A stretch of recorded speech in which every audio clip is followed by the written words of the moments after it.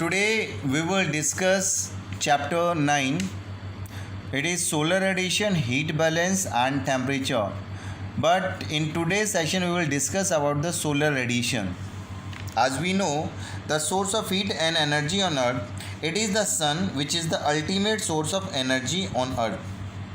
But the energy received by earth, the earth radiate back to the space. The energy received from the sun as a result of earth's neither warm up nor does it cool down over a period of time, and all part of the earth do not receive same amount of energy, which cause pressure difference in the atmosphere, and this pressure difference leads to transfer of heat from one region to the another region by the winds. And we should remember the earth intercepts only a minute fraction of the energy radiated by the sun. It is less than 1/2 billionth part. Solar radiation is the energy received by earth in form of short wave length. The earth receives most of the energy in short wavelength, which is received by the earth as incoming solar radiation.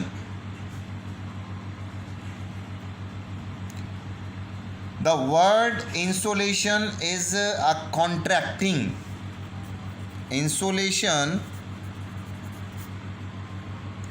is a contraction of incoming solar radiation. It consists of bundles of rays of radiant energy of different wavelength. Earth for the solar radiation is geode in shape, and sun rays fall obliquely at the top of atmosphere.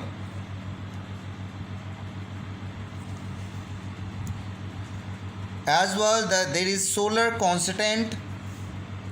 The amount of radiant energy has been found to be constant.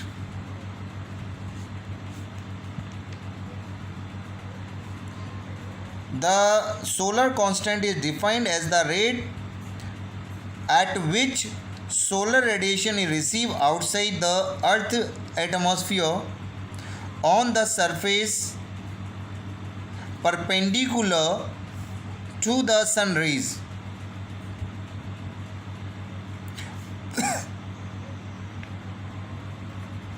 The earth is at an average distance from the sun.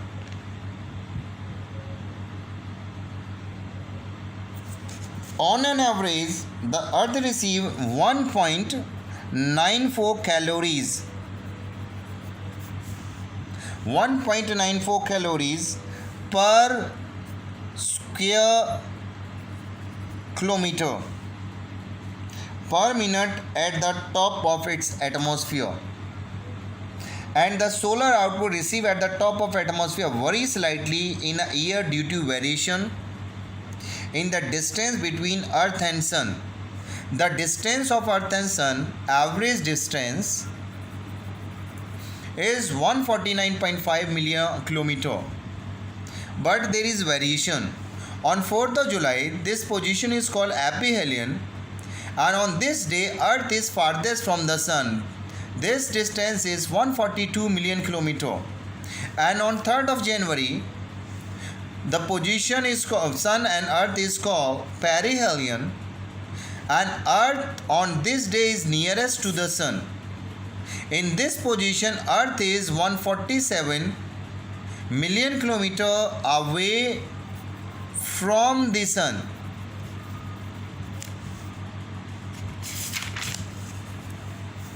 But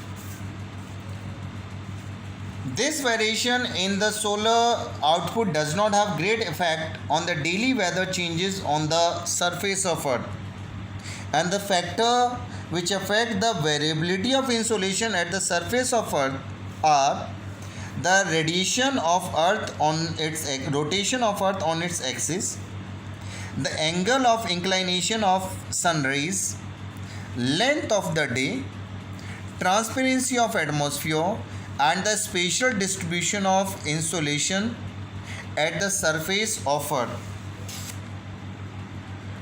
The rotation of Earth on its axis. The fact is that the Earth axis makes an angle of 66 and a half degree with the plane of its orbit around the sun, and this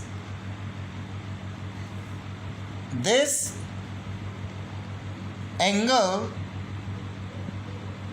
have a greater influence on the amount of insolation received at different latitude.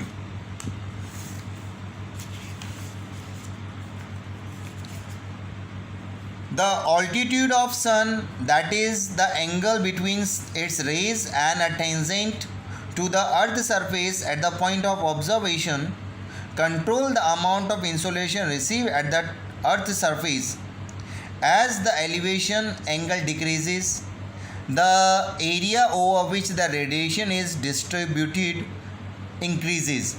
The vertical rays of the sun hit the minimum possible areas, but on contrary, the oblique rays are spread over a relatively larger area, so the amount of area over which the available solar energy has to be distributed in increase, and energy per unit area on the earth's surface is decreased. In addition, the oblique rays have a traverse a larger distance through the atmosphere before they strike, and this is angle of inclination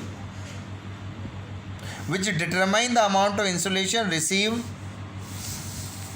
by the earth. You can see in this picture the amount of energy depend on the latitude of a place. The higher the latitude in over the poles,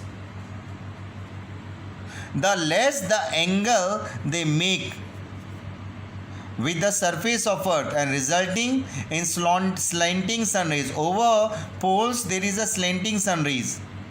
The area covered by the vertical rays is always less than slanting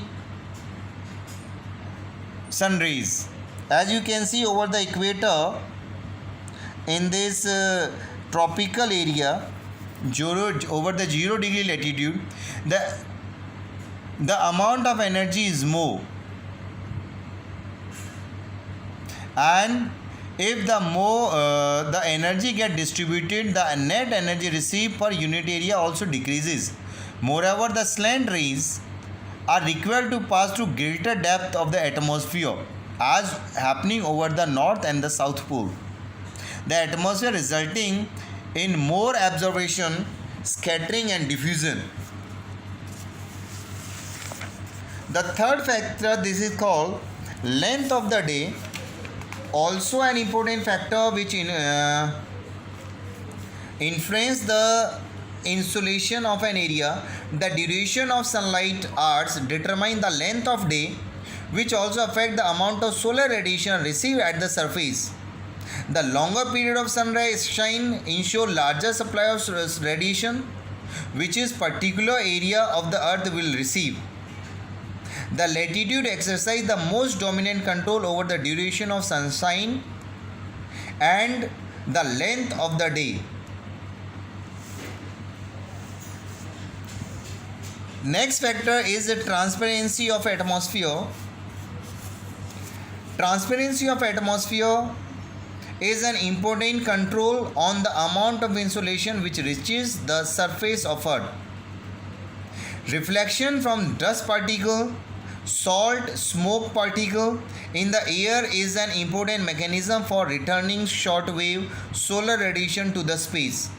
Similarly, reflection from the cloud top also deplete the amount of solar radiation that would otherwise to be available to the earth. The effect of certain gases, especially the greenhouse gases, CO2, water vapor, dust particle, on the reflection, scattering and absorption is well known. Obviously, area with the high cloud and turbid atmosphere will receive lesser amount of solar radiation at the surface of earth, but transparency of atmosphere vary with the time and the space. The transparency of atmosphere is closely related to the latitude. In higher latitude, the sun rays are more oblique, so that they have to pass through relatively thicker layer of the atmosphere than the lower latitude. The last factor, spatial distribution of sun rays. The insolation received at the surface varies from 320 watt per square meter in the tropic to about it is only 70 watt per square meter in the polar areas. It means maximum insolation received over the subtropical areas, especially in the desert where the clouds are at least. Equator receive comparatively less insolation than the tropic. Generally, at the same latitude, insolation is more over the continent than over the ocean. In winter, middle and higher latitude receive less radiation than in summers. Thank you.